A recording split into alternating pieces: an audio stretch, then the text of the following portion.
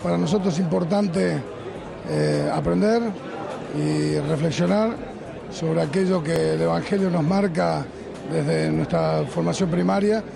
y en este caso para los dirigentes políticos lo que significa la doctrina social de la Iglesia desde la persona humana, su dignidad y su compromiso con el bien común. Y qué bienaventuranzas finales, ¿no?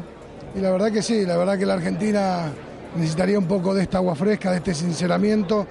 para que volvamos a poner fuerza en nuestra familia, en la reconstrucción de nuestra comunidad y de volver a ser una Argentina que esa solidaridad a la que se refiere nuestra doctrina social sea una realidad. Bueno, yo creo que es un ejemplo para todos los cristianos y fundamentalmente para quienes hacemos política, porque las pautas fijadas por el Monseñor, por el Cardenal Martino, son las pautas que cualquier ser humano debe cumplir. No alejarse de Dios, ser honesto, ser ético y trabajar fundamentalmente para la familia propia y la familia de todos.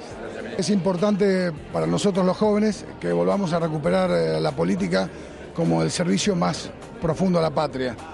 y que esta experiencia de que habla de bien común, que nos permita terminar con la política de la renta, la política que está atada a los intereses pequeños, que se olvidan del hombre, que se olvidan de lo trascendente, de nuestra relación con Dios, con su creación, y que entendemos que si nosotros recuperamos la fe, si nosotros recuperamos la esperanza y lo hacemos con conducta, seguramente vamos a volver a la doctrina, o sea, al ordenamiento de las ideas en función del prójimo, de la solidaridad, del amor, que es lo que nos está faltando para que la política vuelva a ser el instrumento de todos.